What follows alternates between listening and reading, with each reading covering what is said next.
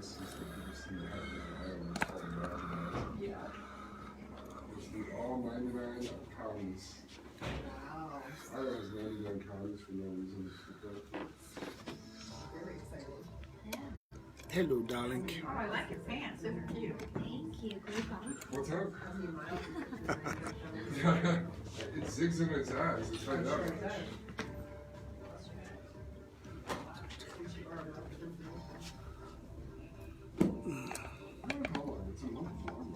Oh. It's a tour of Iowa, exactly right. It's the Register's annual Great Bike Race across Iowa. Rad by a registered newspaper.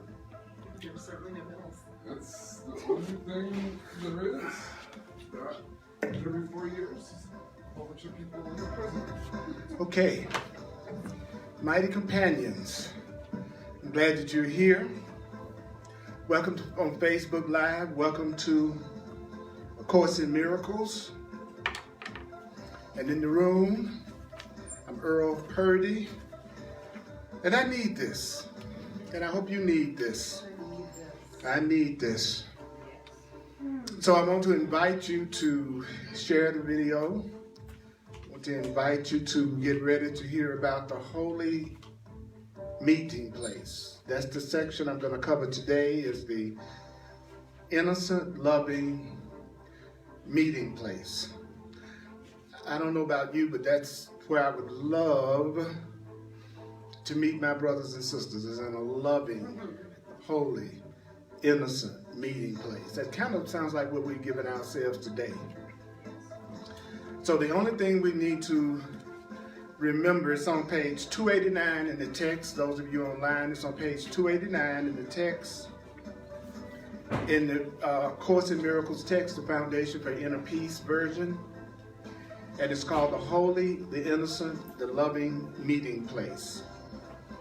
So I want you to hear the guidelines for the Course. And the reason why I do that is because it's so important to opening yourself to hearing the Course. If you keep in mind that the Course itself says the only thing you need to remember is that you need not believe the ideas, that you need not accept the ideas, that you need not even welcome the ideas. Say it again. You need not believe the ideas. You need not accept the ideas. You need not even welcome the ideas. Some of the ideas you may actively resist.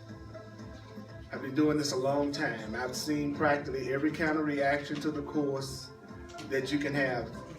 And it's okay. You can have any kind of reaction that you want. It says some of the ideas you will find hard to believe, and others may seem to be quite startling. You are not asked to judge the ideas at all. That's the same as saying you're not being asked to analyze it. The last part of it says their use will give the ideas meaning to you. And after teaching and sharing the Course for so many years, what usually happens with the Course in Miracles, especially if you are new to it, is there's a tendency to jump right into the analyzation of it instead of allowing yourself to hear what it's saying. And I don't analyze. My class is not about analyzing the Course, because the Course itself says that analyzing, I would do it if the Course said it helps. But it actually says it destroys the meaning of it. So I'm not going to do it. There are a lot of Course in Miracles classes where everyone sit around in a circle and they give their opinions and they're analyzing it. That's not an Earl Purdy Course in Miracles study group. I want to focus on the material. I want to remember the material. I want to hear what's being said so that I can apply it. All of us have opinions. That's cool. Now we'll create a space where we can share comments or ask questions, but really, It's not about you believing. If you hear something that's online also on Facebook Live, you hear something and you don't like it and you don't believe it, that's okay. It's not going to change one iota anything about the course. The book isn't going to magically change print because a person doesn't like what it's saying. It doesn't care. I like that. And when you get to the point that you don't care either about what other people think, then you'll also have peace. You know, that for me, that was one of the biggest, most awesome breakthroughs on my spiritual quest that I've ever made, is to get to that point where everyone has a right to have their perception. You let everyone have their perception. You have your perception, and then you live according to what you are perceiving is right for you. But needing anybody else, as a matter of fact, if I really have a revelation that's intensely personal, that's meaningful to me, I make a point not to tell anybody. Because I really don't want to hear what they got to say. I really don't. If I'm clear and it's working for me, I don't need to hear your point of view. No. Right.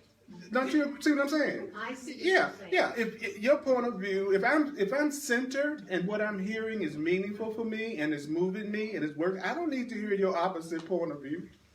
So you dissipate the power of revelations when you try to explain them to other people, because the Course teaches that revelations are intensely personal to the person that receives them. That you can't. But how do you make a person aware of the result of a revelation? He says through the change in your behavior, how it's affected you. That's how you get the revelation across. So on the spiritual path, as you continue to do it, you're going to find that silence, in most cases, is the most powerful way to move forward, actually. Then it says their use will give the ideas. Of course, it says their use will give the ideas meaning to you. And the ideas will show you that the ideas are true, which I think is interesting. So these ideas will show you that they're true if you use it. So I've read this book over 100 times, been teaching it 38 years. So what I do is I use the Holy Spirit in the form of Siri. And I ask Spirit, what would you want me to talk to the people who come today? And then I get a random number, and I go there, and that's what I'm going to talk about today. So I like that. It keeps it fresh for me, because it gets me to talk about sections that I wouldn't ordinarily be, maybe would ever, because you have your favorite sections. So I would find myself being attracted to the same sections over and over again. But when it gives me one like today, the first thing that went to my mind was all hell. Okay. Because it's got a lot of God in it. And there's nothing that I see kill Course in Miracles students faster than seeing God in a God book. So it's using a lot of the Christian terminology. But people forget that the Course in Miracles says that there are only two emotions, there are only two things that it's talking about, which is fear and love. So if you want to do a quick English translation of the Course, all you have to do is start substituting fear and love, and then it will cut through so much of the resistance. The Course teaches that a good teacher doesn't use the same approach to all students. And it even says it's okay to change the form, just don't change the meaning. So the form is love or fear. So for instance, let me give you an example. On page 289, Mighty Companions online, 289, the first sentence says,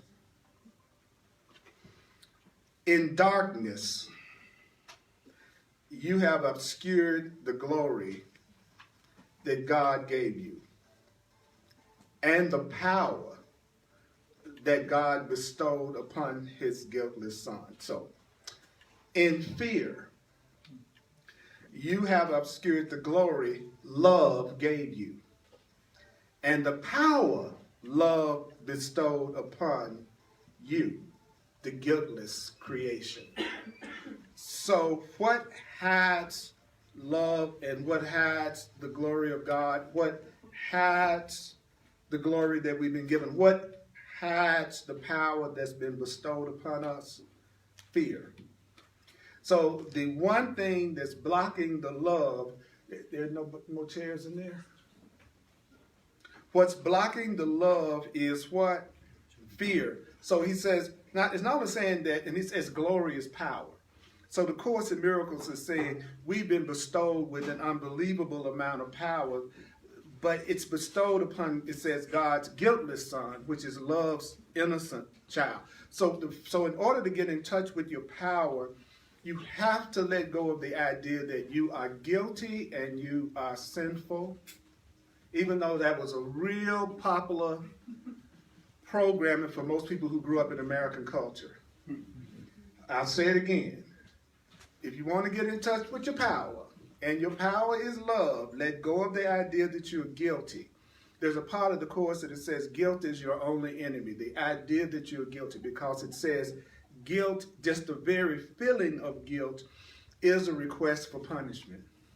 Because we've been programmed, if you're guilty, you deserve to be punished. Guilt is asking for some form of retribution. So as soon as you go into guilt, do you know that you are saying to the universe, punish me, punish me, punish me, punish me, punish me, punish me. Okay, well, I'll give you the worst relationship you ever had in your life. I'll give you the worst financial situation. I'll give you the health situations. I'll give you attack. I'll give myself all kinds of punishment if I think I'm guilty. Then people go, well, if you didn't feel guilty, then, the world would go wild. And then the truth says, no, actually the world is going wild because we feel like we're guilty. I've never seen a truly innocent mind, a truly loving mind want to hurt anyone, including themselves. It's the guilty-minded beings that continually attack because they think they deserve attack. So if I don't love myself, I'm going to hurt myself. And I'm going to need somebody to help me. And I'll call it my relationship until I wake up. I'm going to use my relationships for love. I'm going to use it for fear. Then it says, all this lies hidden in every fearful place, shrouded in guilt and in the dark denial of innocence. Behind the fearful doors you have closed lies nothing, because nothing can obscure the gift of God, which is the gift of love. So first there's my fear, but behind my fear, there's just the gift of love. On the other side of my fear is the gift of love. On the other side of my fear in seeing you as separate from me is love. Love is what's on the other side of our perceptions of fear. And I'm gonna give you a chance to respond in a minute. I want to go through the whole paragraph. It is the closing of the doors that interferes with the recognition of the power of God or love that shines in you. So it's the closing, it's enclosing yourself in fear that interferes with the recognition of the power of love. And there are many people, well, actually we all do according to the Course. According to the Course, we all live within the bubble of our perception. So everybody's living within the bubble of their interpretations and the meanings that they're giving everything. And the Course is saying to us, you have closed the door of fear, and therefore you don't see the power of love. For instance, if I'm sitting here right now and I feel suspicious, I feel separate, I feel afraid of you, then I am locked inside the bubble of my perception. You could be the most loving, beautiful people on earth, and I wouldn't see it because all I see is my fear. All I see is my suspicion. All I see is what makes me feel separate from you. So reality is always on the other side of your perception. That means reality is on the other side of your interpretations, your meanings. And then the Course says, banish not power from your mind, but let all that would hide your glory, let everything that would hide your power be brought to the judgment of the Holy Spirit, which is love, and there undone. So how do you not banish your power? the Course says the way that you do it is by bringing everything to the judgment of the part of you that is love, that is spirit, that is truth, that is God. So I'm going to take everything I'm thinking and I'm going to subject everything that I'm thinking to the judgment of the part of me that is divine, that is loving, that is true, and that is connected to spirit. So would love condemn me? No. Would love say I'm not valuable? Would love say I'm not enough? Would love attack me? No. Would love kill me? No.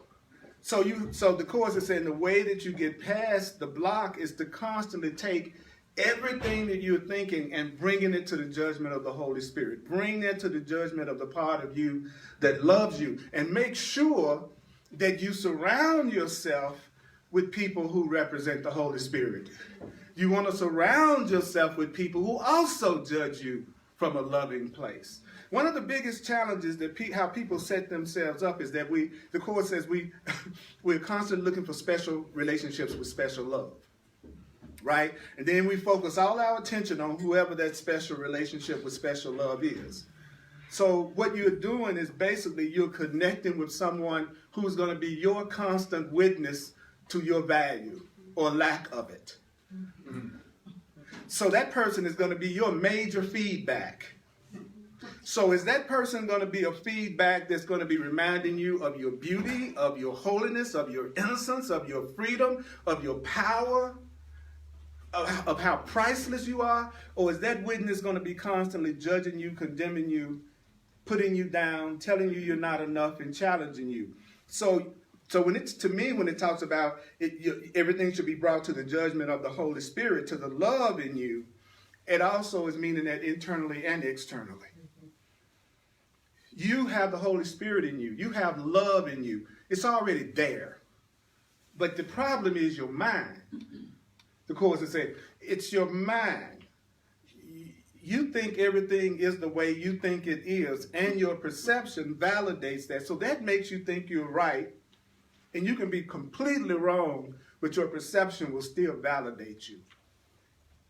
So how do you get past that? The Course says, well, by the way you feel. That's how you get out of your head. You can tell yourself anything, but you know if you're not feeling peace. And it's saying every time you're not feeling peace, then you are not seeing something correctly. You can just stop right there. I'm mad, I'm angry, I'm upset, I'm afraid, I'm suspicious. I'm not seeing something correctly. So that's fear, and it's interfering with the power of love in me. So the Course says, if you bring it to love, if you bring it to the Holy Spirit, it will be undone. I'm afraid. You love me. If you join with me in love, I will also let my fear go. So I can do it internally and I can do it in terms of my relationship. If you're going to be in my inner circle, you're going to be reflecting God. If that's the only way you're going to get to Purdy's inner circle. We're going to want to see the spirit and the joy and the peace and the oneness in each other. Your family can seem to be like it's beyond your choice. But your friends, your lovers, your mates, your partners, that's totally your choice. So for you to choose to be in relationships that do not empower you, you can't blame the other person. You are the one that's responsible for staying in that relationship. Don't see no balls and chains on anybody. But they're so cute, I know. I know they're cute. But if you're waking up spiritually, it's more about the content than the form. Ultimately, I'd rather have a sane person than an insane person that looks cute. There are cute, sane people. Are there? Yes. There are lots of them. Yeah, they just don't show up as long as you crazy. That's the problem. See, we want people with characteristics we don't have. I'm impatient. I'm not as open as I should be. I don't trust that quickly. but I want the most trustworthy, loving, sane, conscious person on the planet. I'm afraid to love. I'm contracted. I'm suspicious, but I want the most open, loving, giving person in the world. I'm introverted. I don't extend, but I want the person that's the life of the party and the most fun. You see how crazy that is? Would the person you want you? Would that kind of person, would that kind of person want me? I'm not that way. Why would they want me? Well, I'm cute. That's why people tend to focus more on their appearance than their thinking. Because in the world, that's all it takes when you're dealing with asleep, unconscious people. Asleep, unconscious people are only interested in form. They're not interested in content. They don't care how you look. They don't care how you think. You look good. You got a nice house. You got a nice car. You work out. Insane people do those things too. But they're not looking for anybody that's afraid to love or who does not want to continue to evolve and grow together. They know the sexual aspect is going to play out sooner or later, and y'all know it too. You all know it. You're all old enough to know it. You know the honeymoon period always changes, and you have to deal with the content of that being rather than how you are turned on. The purpose of the passion and the physical attraction is to get you in the lesson. It's the cheese in the trap for the mouse. Some people like butt cheese. Some people like breast cheese. Some people like money cheese, house cheese, status cheese. But in the end, you're going to have to deal with that consciousness. And when the Course says, when you join with a person, what you are doing in a relationship is you are agreeing to experience the results of that person's thinking with them. Now, hear what I'm saying. If I want to get in a relationship with you, then however you think, I'm going to have to experience the results of that too. It's sort of like getting with somebody and how their credit score affects you, right? So always remember, the minute you say you're going to join in a relationship, there's no such thing as that person having actions and thoughts and beliefs that are not going to also affect you and include you too. So you got to go past the cuteness of it. And I'm not anti-cute. If I was anti-cute, I wouldn't be attracting y'all. Because y'all cute. There's some cute people off in here. Yeah, but it's also people who, right now I'm dealing with your representative. Everybody in the room is dealing with our representative. It's the representatives now I'm looking at. It's your public face. It's the face you share when you're in a group or a meeting. That's not you. I'm not Bitmo seeing who you are. It's the man in the room. You seeing my representative. And you're showing me yours. But on the other side of that representative, now that's the one I'll be dealing with. And the Course is saying, well, the only thing that vanishes your power, your glory, your beauty is fear. And fear is believing we're separate.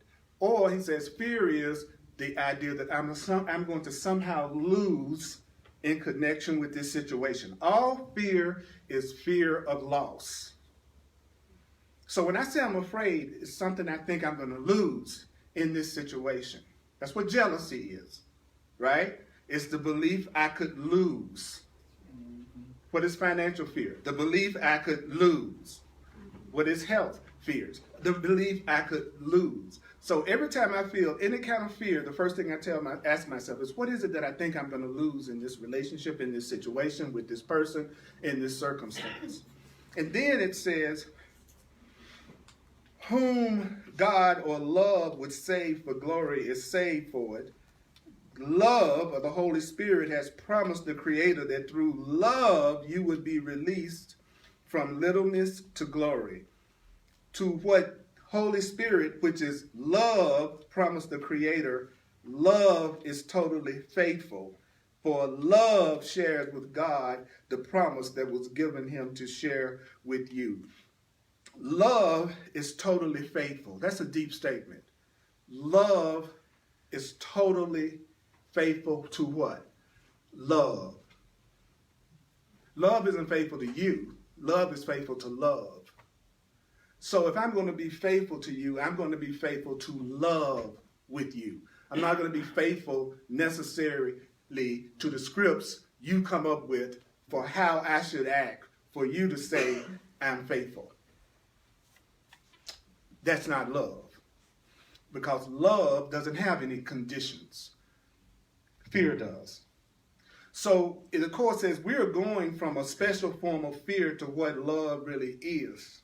And that's the journey, to remove every block that keeps us from having unconditional love. Now, until you're ready for unconditional love, here's the good news. You can form lots of conditional love relationships. Isn't that wonderful? Yeah. You can have lots of relationships with lots of conditions until you're ready to go beyond conditional love. So if you need a lot of conditions, you're in a cornucopia right now. This is the best dimension you could exist in if you want conditional love with all kinds of bargains and agreements. Why? Because there's a lot of fearful people trying to love each other. And fearful people have a zillion rules for connection and love. Mm-hmm. The more separate you are, the more afraid you are, the more laws you have.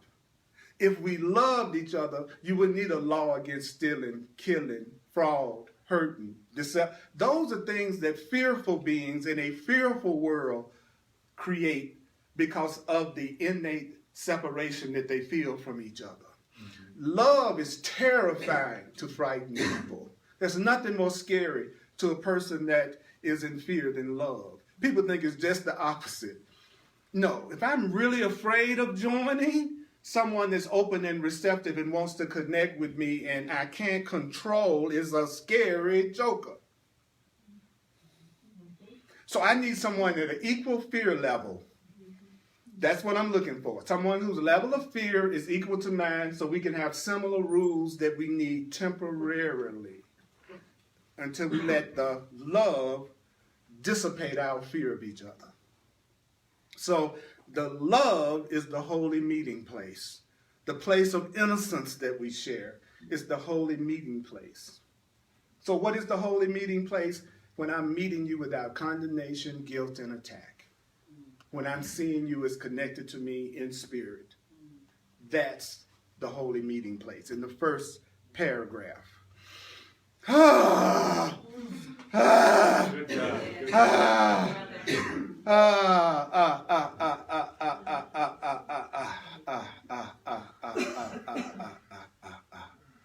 Interesting.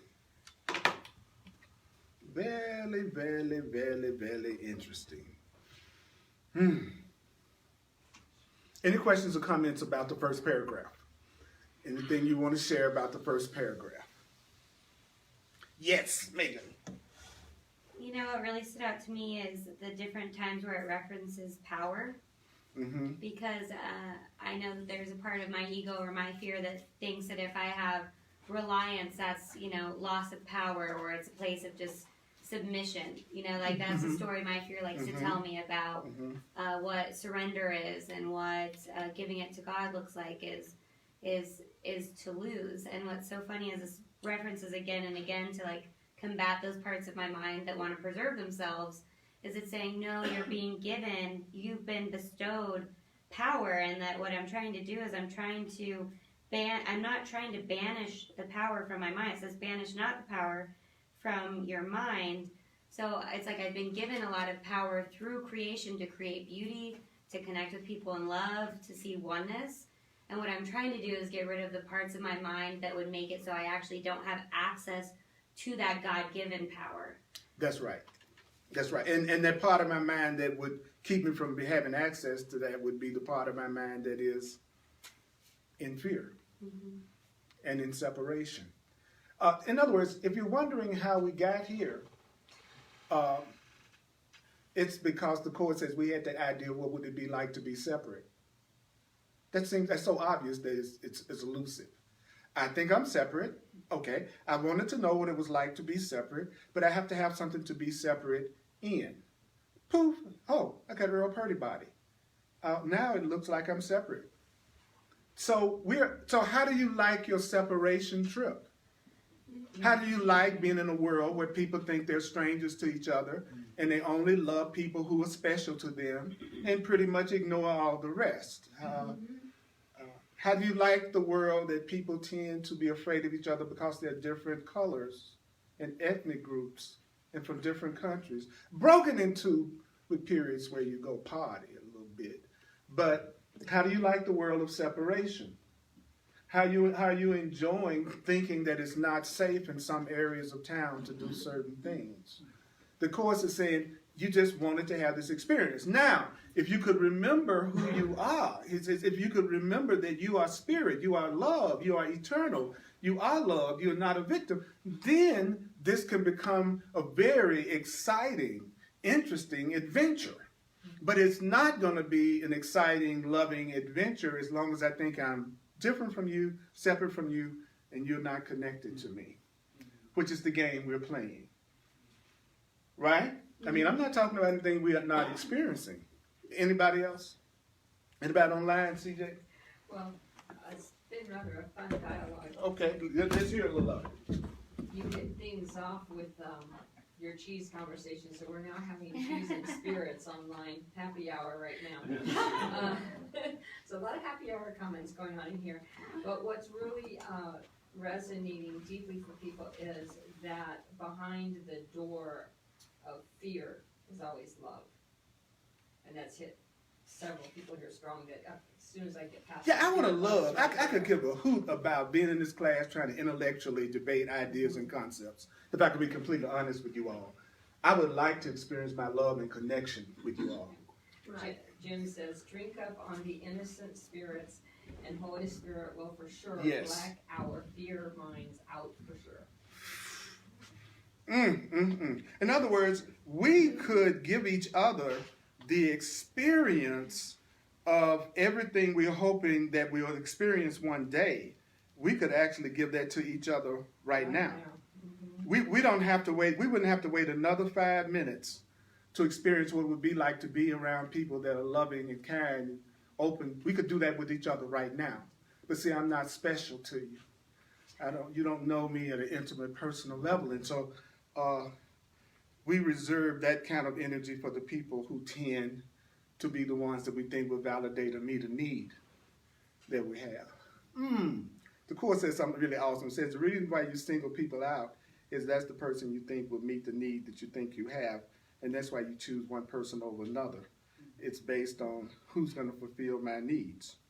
So some of you may look at me and say, Purdy could never fulfill my needs, so I could be less than interested in spending any time with him whatsoever, but that chick over there, now that one right there. And he said, the Course says, oh, you're always attracted to the person that reminds you of your grievances from the past. I was like, oh, you really know how to make a person feel good about it. Course in Miracles is hardcore. It goes, like, why are you singling that person out of everybody in the room? Because you think that's your pattern. That's who you think is going to meet the need that you think you have right now. And I go, oh, don't peg me like that. That's the truth. Or if I just wanted the truth, all of y'all would be equally valuable if I just wanted the truth. If I single one of you out, it's because I got a fantasy I want you to fulfill. I got a need that you need to meet.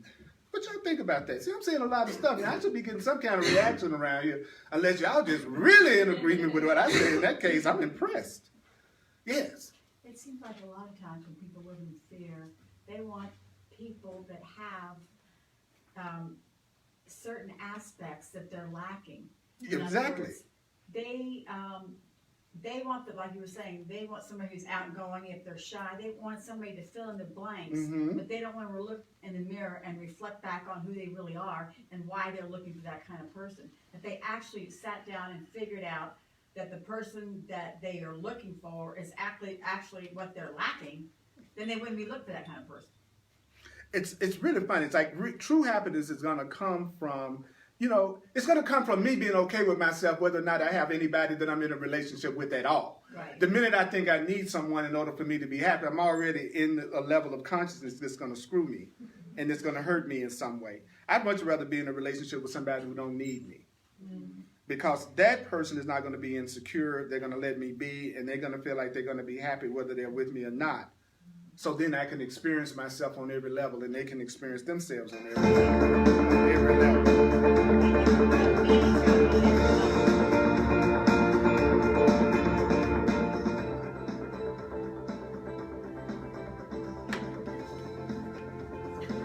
In the darkness you have obscured the glory of God that God gave you and the power God bestowed upon you, God's guiltless child.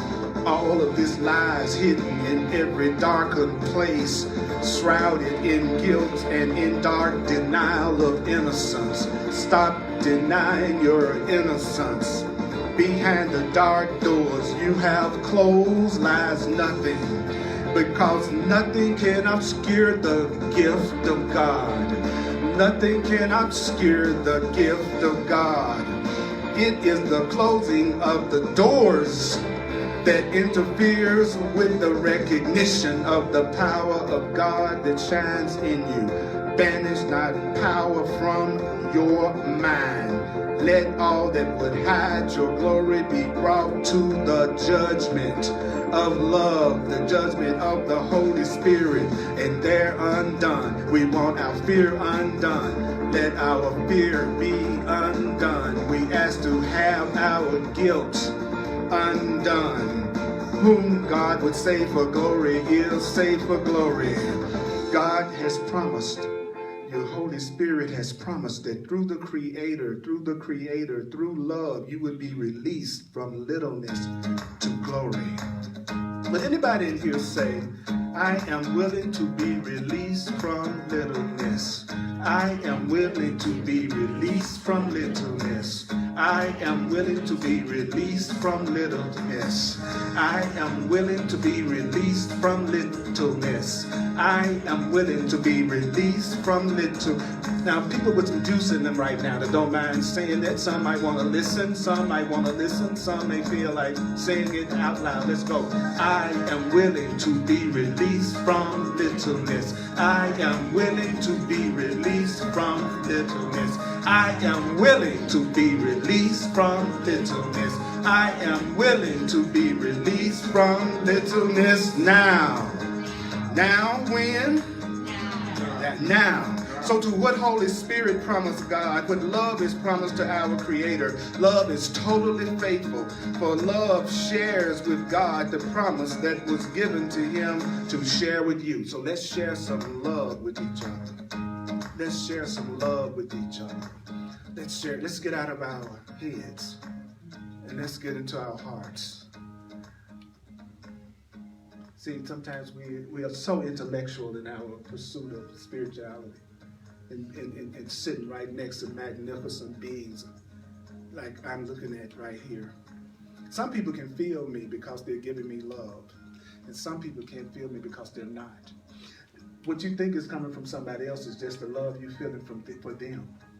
And you'll say, oh my God, that person loves me. And the only thing you're doing is feeling the love you're having toward them. They might want to call the police. You know what I'm saying? So you're not, and see, people think, oh, I felt your vibe. No, you felt your vibe. I felt my vibe. I felt my attraction towards you. So if you're in this room and you say, I don't feel anything, you're not giving anything. If you were giving love here, you'd feel love here. And that's how I know whether or not I'm giving up love. If I go to a party and I go to a social gathering and I'm not enjoying myself and I feel uncomfortable and I feel separate and I feel weird, I said, Purdy, you showing up here and you're not giving love. You're the one that's not giving love. You're expecting people to give you something that you are not giving. You're waiting for somebody to walk up to you and make you feel welcome and special. So you need to get your butt up out that chair and you need to walk over to somebody in this room and you need to introduce yourself. Because the only thing that's lacking, the Course taught me, in any situation is what I'm not giving. So anything that's lacking in your life, the Course says you're not giving it.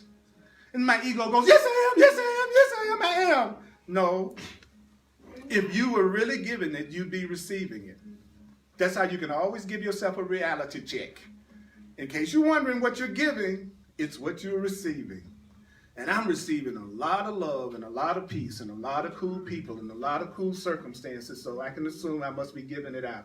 If you aren't, it's in you to give, but you have to be proactive and start doing it. This is a perfect place to start. Sometimes, rather than to dash out in 2 seconds because you might legitimately have something to do, you might take 3 seconds and say hi to somebody. Even if it's not anybody you saw that you were attracted to. You know, because I'm looking for that one, that special one. Your soulmates, whoever is in front of your face at any given time, that's your soulmate. Because now you have another opportunity to give and receive love. So you all my soulmates. Thank you. Yeah. Thank you, brother. Yeah. You're all my soulmates. I wouldn't put that much pressure on one person. That's too much. That's too much. I'm gonna also bust another bubble from the course. No one can make you happy. There is no one that can make you happy. They do not exist. You can make yourself happy with someone, but they can't do it. Even if they promise they will. I try to be honest. I have issues. If you get with me, I'm working on myself. I'm learning how to let go of the blocks. I'm not going to be perfect all the time. But I am working on it. I am trying to move forward. But I'm not going to sit up and tell you, I'm never going to get angry with you. I'm never going to get upset. And I'm going to always do everything I say all the time, 100% of the time, all the time. Because as soon as I don't do that, you're going to get disillusioned and say I lied to you and I deceived you. Stop making promises to people in relationships you can't keep. And they'll forgive you a lot faster. But you know what? You could even be more brilliant. You could just go ahead and already know they're not going to be perfect in their expression of themselves, no matter what they say to you. Peace is so close to you all. It's just a thought away. Your peace is just, it's not a person away. It's not a financial situation away. It's not a career situation away. Your peace is a thought away. That's all. Yes. So I have a quote from Anne Frank, Mm-hmm. and it says something to the effect of, "Isn't it wonderful that at any given moment we can choose happiness?" And she was a perfect example of that. Absolutely. I passed by her house when I was in Amsterdam, or somewhere like that, and it was interesting. I'm so glad I know where happiness is located finally. Jesus. You know, it's good to know where what you're looking for is located. You know, and it totally increases the possibility you'll receive it. It works like that. You know, I know my happiness is within myself and within my own mind. Finally. Takes so much pressure off of all of you. Wait, could you imagine being with somebody who was not holding you responsible for their happiness? Could you imagine how much fun that would be? How cool that would be? If someone wasn't sitting around all the time showing you the picture crucifixion to show you how you hurt them. You know, what's wrong with you? You know what's wrong with me. Look what you did last night. You know, like, Lord have mercy. Next paragraph. So the Course says that love is sharing love still for you. Everything that promises otherwise, great or small, however much or little value, Holy Spirit, love will replace with the one promise given unto him to lay upon the altar to your Father and the Son. So what the heck did that just mean? Everything that tries to give you other than love is going to be replaced by Spirit. So the promise is, even if you try to give yourself something other than love, Spirit, God is going to replace that with what will give you love. Yay! Thank you. I thought it was good news. I thought anything that keeps you from being happy is going to be replaced. Anything that keeps you from love is going to be replaced. It's good news. Yes, it is. And then it says to us that no altar stands to God without his child, nothing brought there that is not equally worthy of both, but will be replaced with gifts totally acceptable to the Creator and the creation. So anything that comes in your life that's not what's worthy of you is going to be replaced by something that's worthy of you and your Creator. We're being told that I don't care what you try to do to yourself. I don't care how much you try to limit yourself. I don't care how much you try to hurt yourself. It's going to be ended. It's going to be healed. It's going to be released because love loves you, and love is not going to even let you continue to always hurt yourself in any kind of way. No matter what you're doing to yourself, you are going to receive the gifts that are worthy of a child of God. Yay! That's another good news that's bringing the house down. Okay, next thing.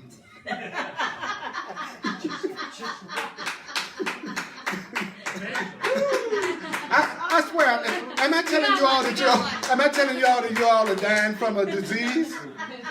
Or did I just say, no matter what you think it is that you're doing to yourself to block your happiness, Spirit says it's going to heal that, help you, and give you what you really deserve, which is love. If you're wondering why that doesn't show up in your life, it might be because you have no enthusiasm about receiving it. But even if we don't take it, we still have it. And even if you don't have any enthusiasm about receiving it, it's going to come to you anyway. But the problem is, if you have no enthusiasm about receiving it, you may not even notice it, even though it's right in front of your face. Woo! See, that's the problem. You know, if you're not enthusiastic about your own happiness, why in the world would you expect anybody else to be?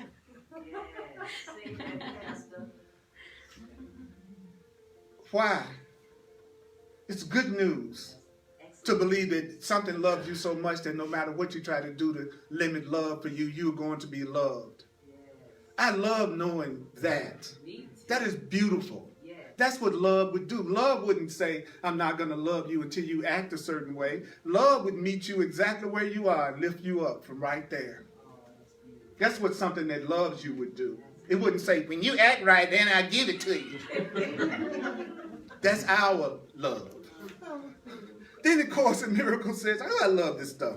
I had to get to the point that I could receive it, which meant I was beginning to change my mind because I could hear it. Then it says, guess what? Can you offer guilt to God? And so you cannot then offer it to God's child. Whatever I wouldn't offer to my Creator, I would not offer you. If it's not worthy of God, it's not worthy of you. If it's not worthy of love, it's not worthy of you. I'm not going to give you anything but love. Anything other than love isn't worthy of you. It's what we just heard again. Then it says to us, see, the course is so loving that it goes, because in general, people don't experience that kind of unconditional love. So what's happening right now? The idea of unconditional love is being introduced in our minds so that we can give birth to that idea, because everything comes from an idea. And so we're planting seeds of love together today that will eventually germinate into the kind of unconditional love. But in the beginning, you have to hear it, even if you don't believe it, hear it, even if you don't get excited about it. I'm planting seeds. I'm Purdy apple seeds. You know what I'm saying? It's like I'm giving what I want to receive, because that's all you should ever give, is what you want to receive. And it doesn't matter how you receive it ultimately, even though I'm joking about that. It's okay. You can respond to me any way you want to, because that's called love and freedom. But sometimes it's nothing wrong with asking for what you want either. So I can also say, yes, I would love to have people who are enthusiastic about their own joy and happiness, and who are willing to express that. And you're innocent if right now your ego is beating your butt so bad you can't get excited about nothing. Then know that you can come here and drink from this fountain. But a prisoner starved and emaciated on the desert where they haven't had anything for 3 or 4 weeks, they don't jump up and do a jig when they're rescued and you give them a canteen full of water. It takes a minute for them to get strong enough to dance. So some of y'all been on a desert for a long time. A desert of lack, or a desert of guilt, or a desert of sickness, or a desert of fear. So when some weird black dude tell you about you can be happy, you don't jump up and down like, yes, black man, yes! Thank you! I know, I've been there. But guess what? I'm going to still keep giving you the love you deserve, even if you think you don't deserve it. It's not going to stop me from doing it. And you know what? And I'll tell you why. I'll tell you why. Because I am you and you are me, and I am you and you. See, if I believed I'm one with you, I want to give you what I would want to receive. Because it is giving it to myself when I give it to you. But if you think I'm not you, then you might not give me what you want to receive. But if I know your healing is my healing, and that your sanity is my sanity, and your safety is my safety, I'm not going to attack you, because I'd be attacking myself. And the universe always. So you know what happens when you start to give love to people who would attack? They lose all interest and attraction to you. People who are drama kings and queens are not attracted to me. They don't even come anywhere near me. Thank God for that. And that's what I'm doing. Yeah. I'm thanking God for that. And so you wonder if you're going to be safe in the world. Yeah, you'll be safe in the world, because everybody that would attack you would not be attracted to you, because you would be on a vibration that you would even draw them to you. And then you go, I'm going to be all by myself for a while. For a short period of time, it will look like there's not a lot of people being attracted to you, because you are peaceful. And people who are like drama, they're not attracted to peaceful people, because they need conflict to survive in their world. Some people, do you know that some people don't even feel alive unless there's drama, because they're not being creative and expressing themselves? So the only thing that makes their life interesting is all the dramas that they go through. So they need drama, else their life would be ridiculously boring. It's exhausting. Yeah, but it's an adventure. I got this financial problem, I got this health problem, and my relationship is going to hell, and you know what I'm saying? And I got bad breath, and I'm trying to deal with this stuff. Some people, they got to have complete drama all the. How many of y'all know them? How many of y'all know them? You all know them. Somebody you talk to is like, God damn. What? It's one thing after another thing after another thing after another thing after another thing. Why? They don't realize that's what happens when you're in fear and separation. When you're in fear and separation, it produces constant drama and conflict. But if you want to get out of it, he says you have unlimited help. But you have to get to the point that you want wisdom beyond your own ego. I did not create. He says, if you really want to get to be a power, go, I did not create myself. I did not create myself. I did not create myself. I did not create myself. I did not create myself. I did not create myself. He says we live our life as if we created ourselves. And so therefore we are alone and on our own and self-sufficient and autonomous, and we have to figure it all out when we don't even know what's going on. So be as a little child. Be as a baby. Look at yourself as having a divine parent, not in the form of a person, but just the idea that you were not anonymously created. And the only thing that your creator is waiting for is for you to ask for help. Wow. Help. Yeah, help me. My favorite prayer is, help me, God. It's not really complicated. Help me. Help me, God. Help me. Help me. So the Course in Miracles, basically to me, is for people who want to get rid of the blocks to their connection to Source, who are very resistant to the idea of a punishing, controlling God. That hurts because there's a part of them that knows they deserve love and knows that they deserve to be nurtured and cared for, and they are ready to get that kind of connection. Not for those who want to just throw the baby out with the bathwater because of what they learned as children in a fearful religion or programming. But those who go, I am rejecting the old idea of God as a punishing, conflicting man in the sky, but I do want to know my creator. I do want to know my creation to the divine. This is not a class for atheists. By atheists, the Course says someone who thinks they are alone. He says an atheist is not a person who's saying, I don't believe in God. The Course says an atheist is a person who thinks they're on their own by themselves trying to handle everything. And from that definition, I had to go, woo, I was an atheist. Then it says, other than the atheist, there's one other kind of person, and the Course says that's the martyr. And he says the martyr is the person that thinks love demands sacrifice and God demands sacrifice, and it's through giving up what you really want and through sacrificing all the time, that's how you achieve your spiritual awareness. So I said, well, dog, I'm an atheist martyr. I got both of them going. I think I deserve to suffer, and I also think it's just Earl against the world. Are you one of those people? How can you tell? He says, well, that's the degree of fear you have. If you have fear, all it means is I'm trying to do it all on my own by myself. I'm trusting in my ego's strength and not in the strength of the universe.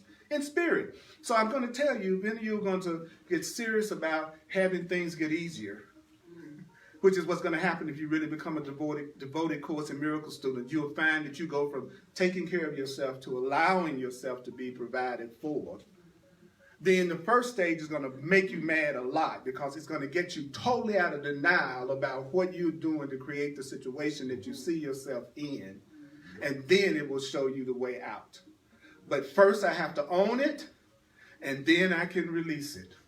But as long as I'm blaming anyone else for anything that I'm experiencing right now, then that keeps the fear that blocks my glory and blocks my power. So even if I don't know how I did it, I go, okay, I made this happen in my perception. I'm the one that created this in my perception. I don't know how I did it. I don't know why I did it, but I'm going to say I did it. And if you start doing that, you'll watch those situations start to look like they're clearing themselves up despite what you're doing or not doing. Because the only thing the universe is asking you to do is to recognize that you have invented the world you see. Wow.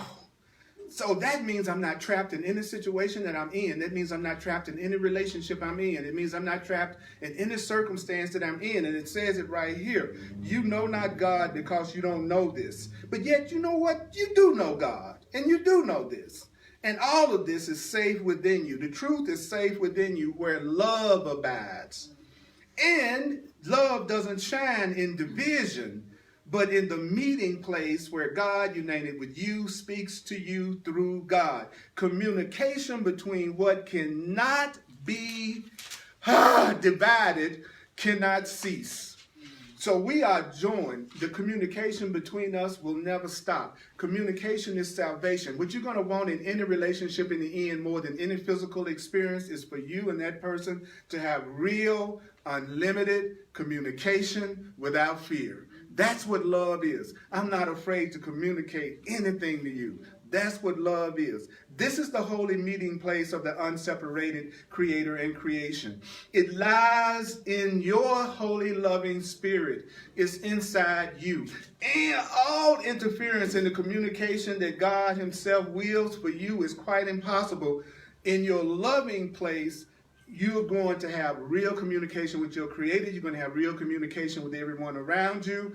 And that's how you can tell when it's love, because you'll be communicating without fear. And I don't know about you, but it's been my special relationships in the past that I was most afraid to communicate with. I would tell my friends stuff I would never tell my partner, lover, mate. Because a part of me was afraid of their reaction or afraid of losing them. So I tell my friend what's really going on. I tell my partner what was going to give me the most peace. Which isn't a bad idea either, by the way. So I'm not knocking that at all. But just don't fool yourself into thinking that you are experiencing real, true love yet with the person that you're most afraid to tell what you really think, feel, and do. Wow. But if I want to keep that specialness, I better not tell you how I'm feeling about anything else. Because I want you to keep treating me special, and more especially, even at the sacrifice of us having a real relationship. There is nothing better than being in a relationship with someone that you cannot lose because of something your body does or does not do. That's when you got love. That's love. I don't need that conditional stuff. But I'll never have unconditional love until I get it, and that's what I'm working on right now, is how much can I keep giving the people in my life love even if they don't act out my script. Because the Course teaches you that your needs will be met. It may not be met by the person you decided should meet it, because that's the guarantee you want. What?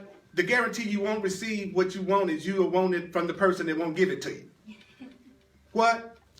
I said again. The reason why you're not getting what you want is you've decided who should give it to you, so you're delaying getting it through who will give it to you. That you could have it right now.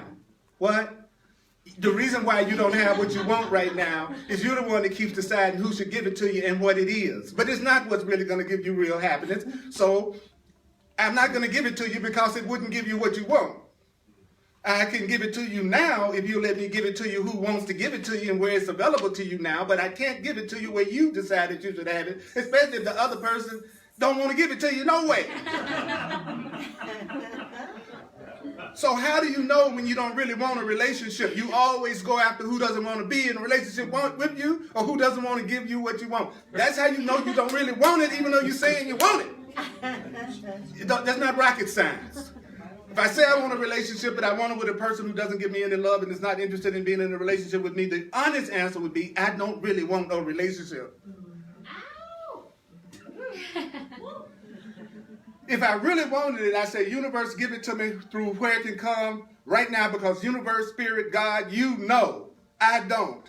So you take care of the form, I'll ask for the content, and if it's the right one for me, I will be pleased. So it won't come to me in a form that I wouldn't want, because then I wouldn't feel the peace that I want to have it in. So what is that telling you? The only reason I don't have what I want right now is that I'm not asking it of where it can come from. I'm making it up as I go along. And if you have had a history of being attracted to the wrong people, then as soon as you're attracted to somebody, you need to go the other way.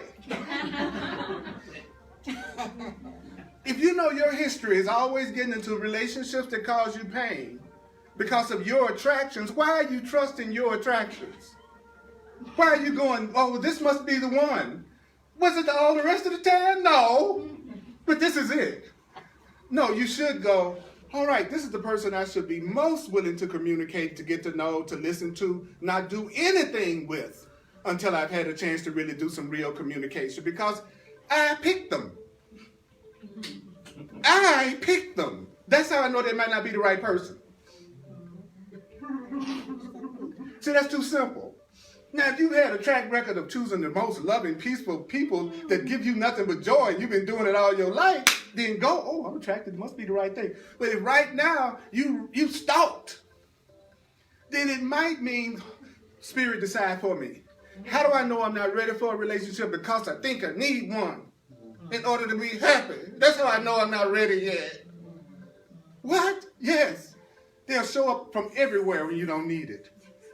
Watch what happens when you go, I don't really need a relationship. Poof, poof, poof, everybody gonna want to be with you.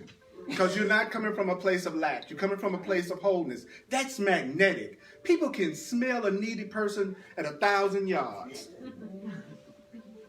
So the Course is saying to us, let love give you what you deserve, even when you think you don't deserve it. Love will give you what you need, even when you don't think you deserve it. Somebody that loves you is going to love you through your fear.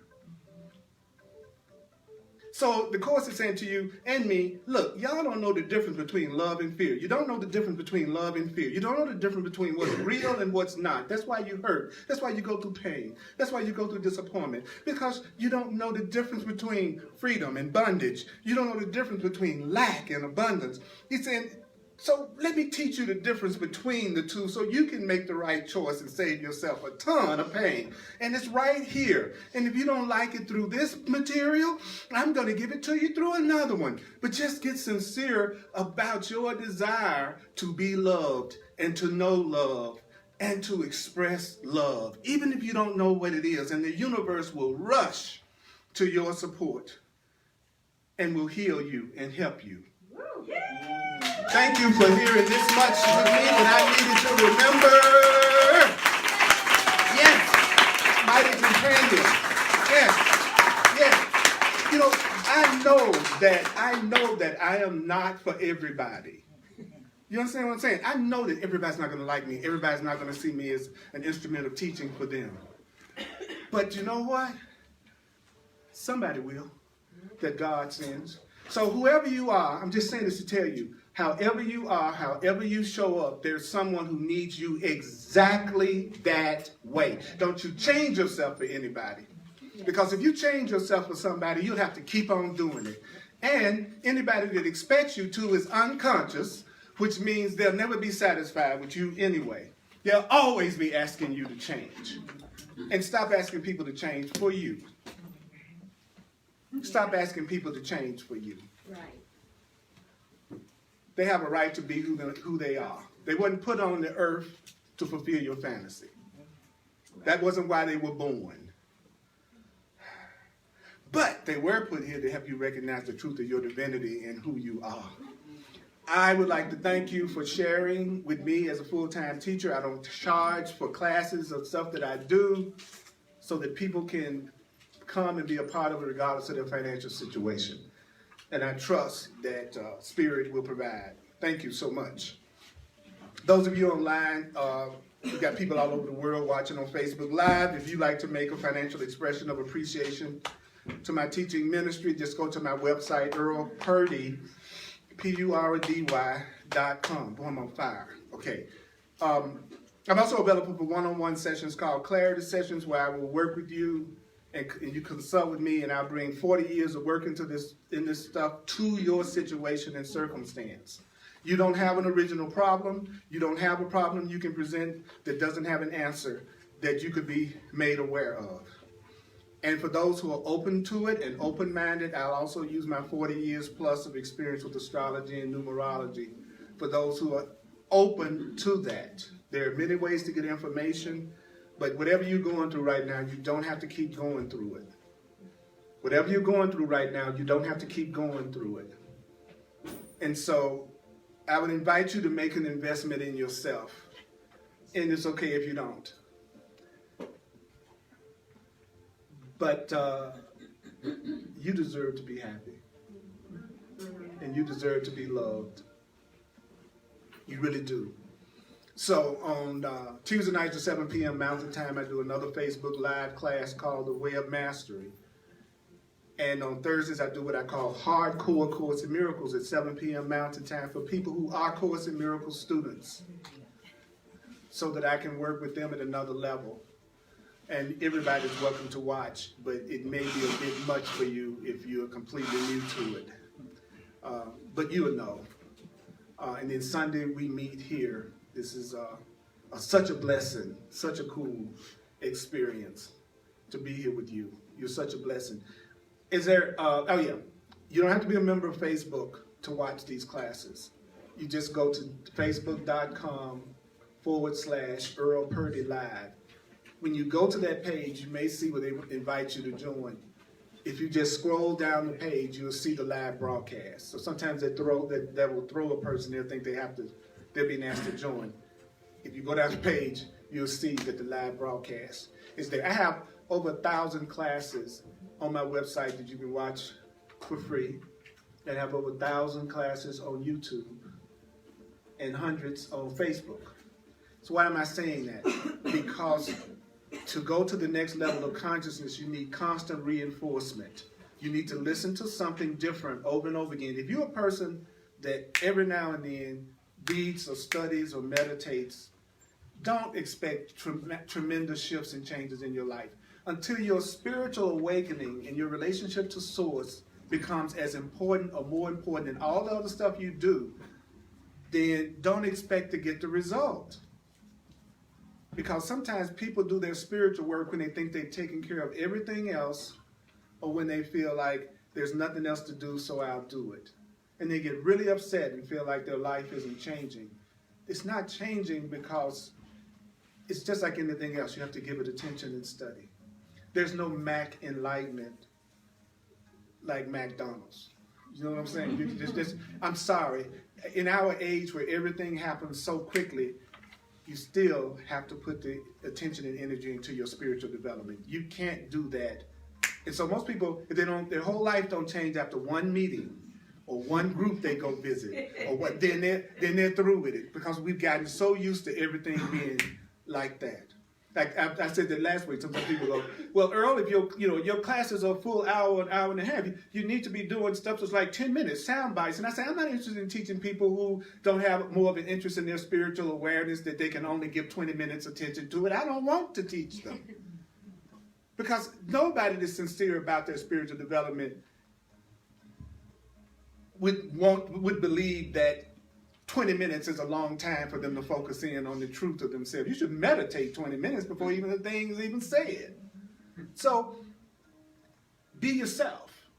I don't do things the way the world says it should be done. And let me tell you something. Don't you do it the way the world says it should be done. You follow your heart. You follow your spirit. You follow your inspiration. If you're not turned on by what you're doing, stop.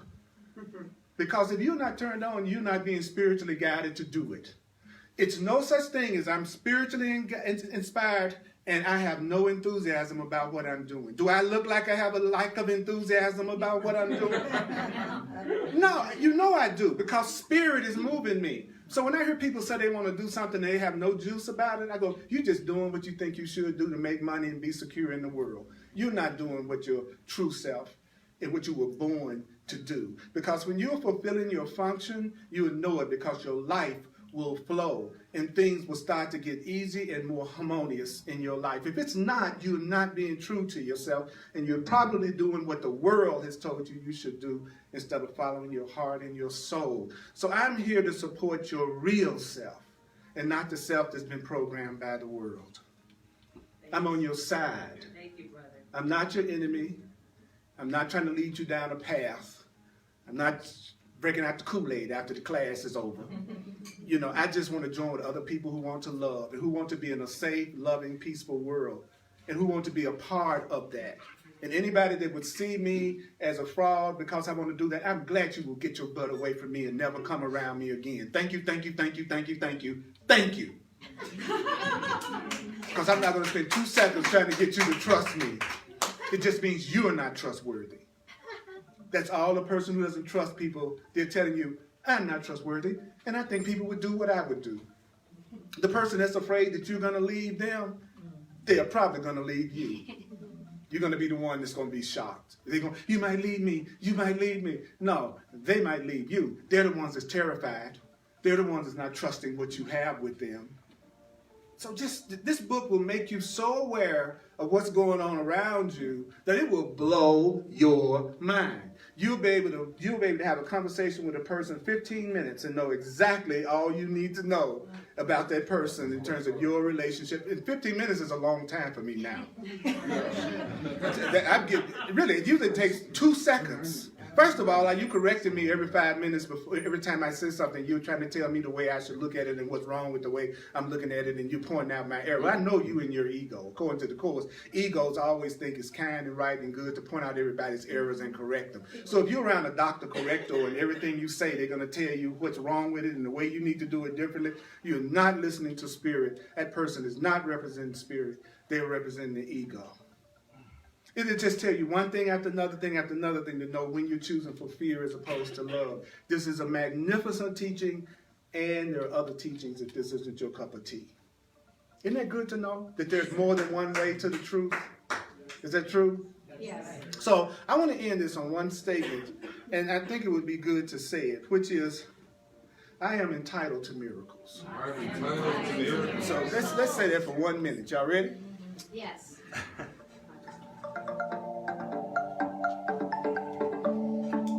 Take a breath. Some of you might just want to listen and just let yourself feel your brothers and sisters that's in this room with you. And let yourself feel it right now. I am entitled to miracles. I am entitled to miracles. So what? I am entitled to miracles. I am entitled to miracles. Tell somebody you are entitled to miracles. Make eye contact. You are entitled to miracles. Guess what? You are entitled to miracles. Let's give it up, mighty companions. I love y'all. Thank you for coming. I know it was a lot going on out there. So I want to thank you for coming and getting past the race and all that stuff. Go to my website, sign up for the contact list so I can let you know about other things that I'm doing. I love hugs. Hugs are available. I love hugs. Hugs are available. My mighty companions online, you know who I'm talking about. Y'all awesome. I love you. Talk to you soon. See you soon.